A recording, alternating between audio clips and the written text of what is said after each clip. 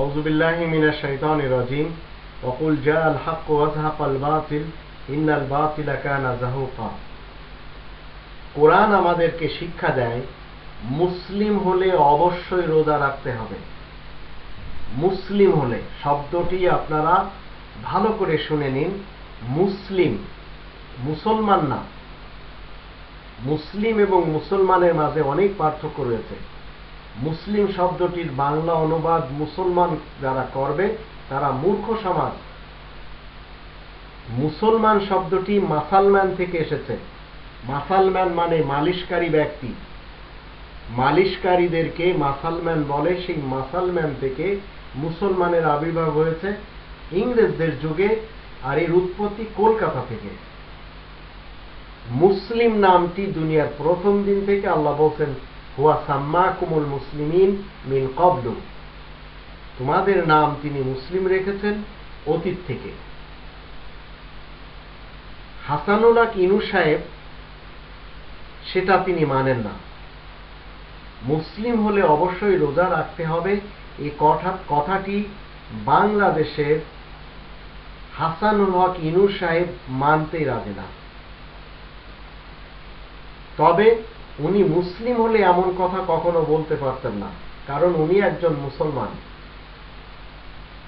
তাই উনাকে ঈমান আনার জন্য, মুসলিম হয়ে সৎ কর্মগুলি করার জন্য আমি 2 নম্বর সূরা আল বাকারার 62 নম্বর আয়াতের দৃষ্টিতে দাওয়াত প্রেরণ করছি। আল্লাহ বলেন ইন্নাল্লাযীনা আমানু ওয়াল্লাযীনা হাদু ওয়ান নাসারা ওয়াস-সাবিঈন মান আমানা বিল্লাহি ওয়াল ইয়াউমিল আখির ওয়া আমিলা সালিহান ফালা খাউফুন আলাইহিম ওয়া লা হুম ইয়াহজানুন ফালাহুম আজরুহুম ইনদা রাব্বিহিম ওয়া লা খাউফুন আলাইহিম ওয়া লা হুম ইয়াহজানুন। নিশ্চয় যারা মুসলমান, যারা ইহুদি, যারা খ্রিস্টান এবং যারা হিন্দু, এদের মধ্য থেকে যারা ঈমান আনবে এবং সৎ কাজগুলি করবে তাদের পরকালে কোনো সমস্যা নেই এবং তারা কখনো দুঃখিত হবে না। মুসলিম হতে হলে আপনাকে ইসলামের কলেমা পড়তে হবে। হাসানুল হক ইনু সাহেবকে আমি ব্যক্তিগতভাবে বলতে চাই, এই বয়স পর্যন্ত আপনি কোরআনের কলেমা পড়েননি। কোরআনের কলেমা 2 নম্বর সূরা আল বাকারার 285 নম্বর আয়াতে লেখা। অন্তত একবার হলেও আপনি পড়ে নিন, তারপরে আপনি সৎ এবং নেক আমলগুলি করুন। নেক আমলগুলির ভিতরে রোজা রাখা রয়েছে। যখন আপনি মুসলিম হবেন তখন অবশ্যই আপনাকে রোজা পালন করতে হবে। এই কথাটি 2 নম্বর সূরা আল বাকারার 183 এবং 185 আয়াতে আল্লাহ বলে দিয়েছেন। উনি আজ সরাসরি আল্লাহ তাআলার বিধানকে অস্বীকার করেছেন।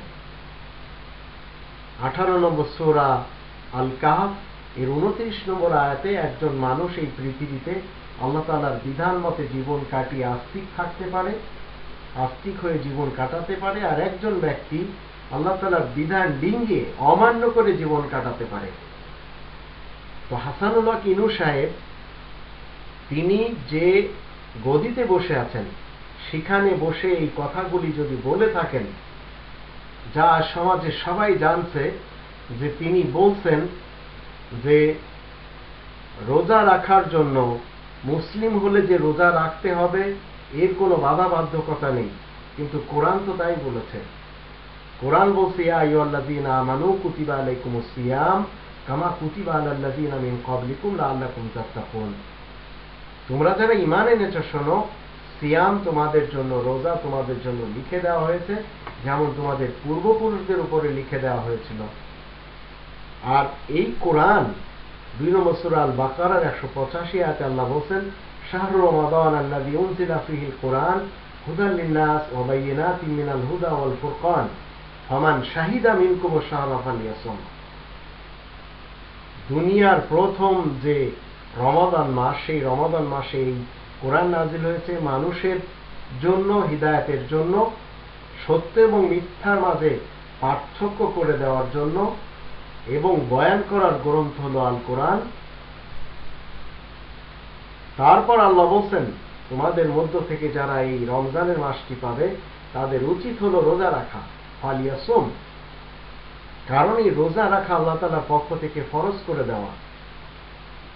তো জনাব হাসানুল হক ইনু সাহেবের অনুচিত কথা যে মুসলমান হলে রোজা রাখতে হবে এমন কোনো কথা নেই।